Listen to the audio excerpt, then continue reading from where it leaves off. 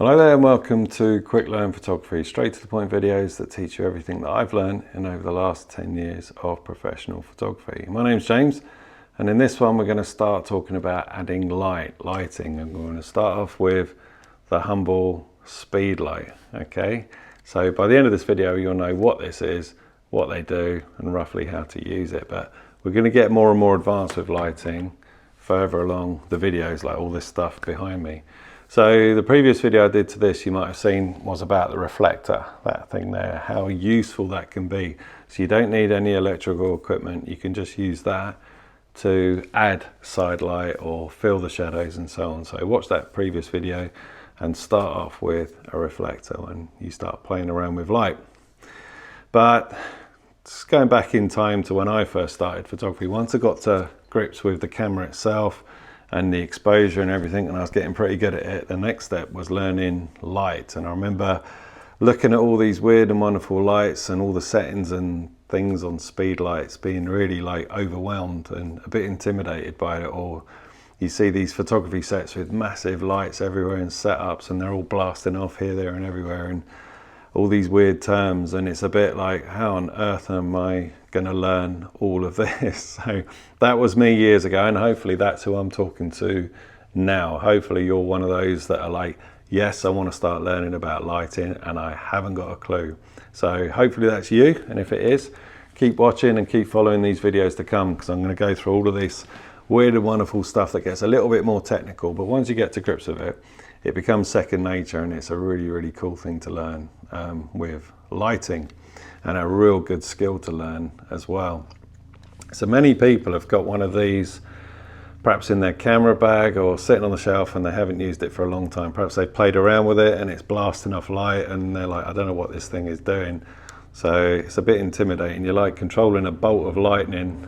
Sorry, there's a helicopter. Oh, you should be able to hear me, I've got a little microphone. Yeah, so you're basically kicking out light with one of these, and the Speedlights at the beginning, you can get these pretty cheap now, and that's where to start, really, getting a Speedlight. Now obviously I don't need to tell you that the light comes out of there, okay? So let's start from basics, and the first sort of step is you actually put it on what's called the hot shoe of your camera, slot it in, and you're good to go. So when you press the shutter button, it's going to trigger off the light. The hot shoe is going to talk to the Speedlight and set it off. Now you may have noticed that this tilts up, it can tilt round, it can do that way, and all sorts of things. So I'm going to go into why you would do that soon. Okay, so you might have seen like press and paparazzi, they have it like this and they're just blasting the person with directional light. Okay, so it has its place, but then you can do that as well, and that has its place as well. So I'm gonna do future videos about bouncing light, directional light, all the different things you can do just with a humble Speedlight. But let's talk about what this thing is. Now, some Speedlights you can get, they have a thing on there called TTL. Okay, that means through the lens. So it kind of meters through the lens, and it's kind of an automatic mode with flash, and it will decide the power output to put out. So I don't use that, if at all, really. I would rather be in control myself. So we're not going to deal with that. Perhaps later on I can do a video on TTL. These flashes that I've got don't actually have TTL because I don't feel the need for it. Some of them other lights do, but not these. So that's a different thing. What we're going to do is start off with manual. So this thing here, if I just switch it on, it's in manual. See that M there? So we're in complete manual mode. So obviously it's like a dimmer switch on a light, how powerful and how low, or how bright and how low it is. Same with this. So each flash is different with the buttons. This one has a dial, so it's on 1/4 power at the moment, and if I dial it, then it changes, so it's on full power there. Some flashes might have a plus and minus button depending on the controls. So that's full power, and it goes up in increments, 1/4 power, 1/8, 1/16, and so on until we get to the lowest setting, which is a lot lower than full power. So basically that's just how much power output the flash is putting out there.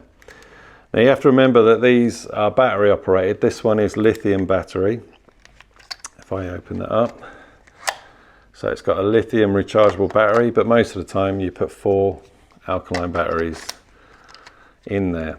So obviously the power output's coming from within the flash. You don't have to plug it in or anything.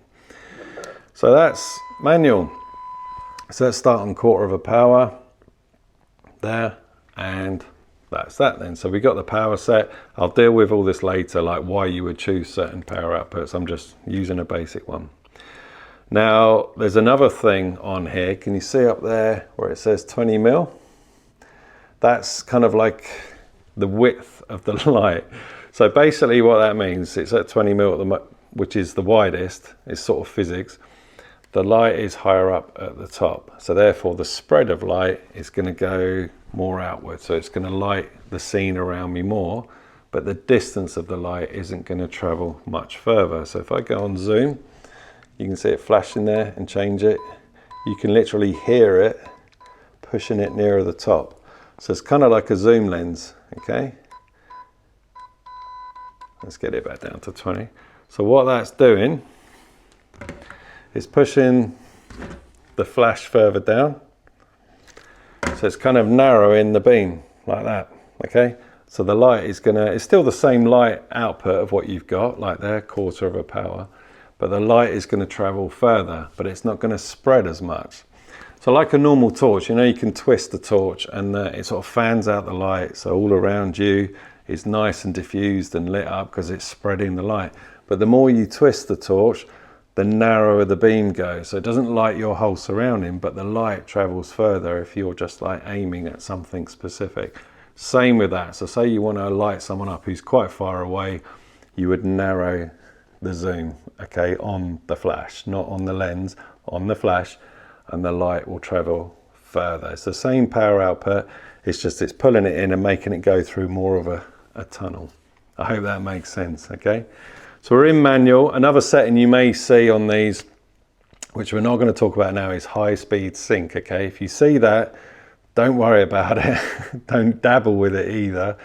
We're going to move on to that later, high speed sync. Once you get the grip of how lights work, high speed sync is quite an important thing to learn. We're going to deal with that later.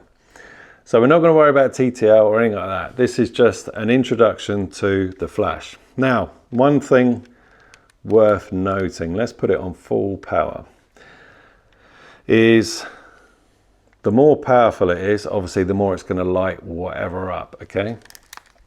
So this little red button here is like a tester, so I can press that and it will test it off. Whoa, it's quite bright. That's like really blinded me. Now, each flash has a recycle time. So when you blast the power, it takes a bit of time for it to recharge itself and fire off again. So whether you got batteries in there or a lithium like this. Same goes with plug-in studio lights, but just for any kind of lighting situation, you have to take into account the recycle time. So what I'm going to do, this is on full power, like that. I'm going to really burst it, like I'm going to hit it quite fast, as if I'm trying to capture something really fast, and you'll see it won't go off all the time, okay? So there. So I'm hitting that about 3 times before it goes off on the 4th one.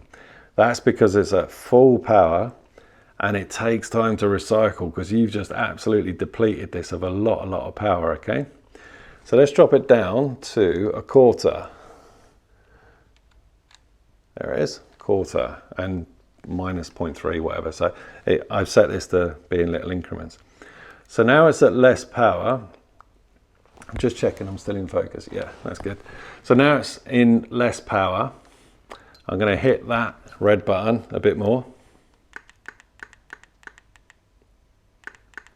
So that's better. So that can really like boom, boom, boom, boom, boom, run and gun. Now 1/4 of a power is still really powerful. So let's drop it down to 1/64th, which is a lot less light now, okay? And I can really fire this now. Yeah, so that's going consistently. Brilliant. So there's that to take in mind as well with any kind of lights, and especially lights where you're relying on the power source from within the flash. So this has got a lithium battery or normal batteries. The more powerful the flash, the longer the recycle time.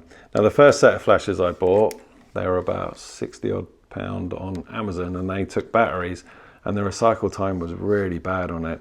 These are like double the price, maybe a little bit more. They're from Godox, they're really, really good. Or Pixapro, which is the same sort of company. And the recycle time's really, really good. Maybe because they're lithium, I don't know, but bear that in mind depending on what you're gonna do. So if you're doing, say like a wedding reception in the evening and you're blasting away, there may be moments where the flash doesn't go off because it's trying to recycle, trying to get that power surge back up again before it fires off again. So just play around with a basic Speedlight to start off with, and you'll soon learn about recycle time. So there's that to take into account, but I'm going to do more detailed videos as I go on lighting, different techniques. We're going to play around with these as well, sort of off-camera flash, studio lighting, cheaper sort of soft boxes like the umbrellas there and so on, reflectors and everything. So it doesn't have to cost a fortune to get going, but I hope that helps with just telling you what a Speedlight is. And what I'm going to do over time is show you in the next few videos how they work, different effects you can get from a Speedlight. So that's an introduction to Speedlights. That's the first thing on camera, Speedlight, and what it can do. So what I'll do next is, yeah, like I said, show you all the weird and wonderful things you can do with just a Speedlight. So I hope that helped. If you want to have any more teaching one-to-one with me, I'm doing online coaching now on Zoom. So the details are down below. Get in touch and tell me what your needs are if you wanted, and we can work something out and have a one-to-one coaching session. So yeah, that's the introduction to lighting. There's a lot more to come. We're going to get really into the advanced stuff later on and learn some really cool stuff when it comes to lighting. So I hope that helps, and thanks for watching.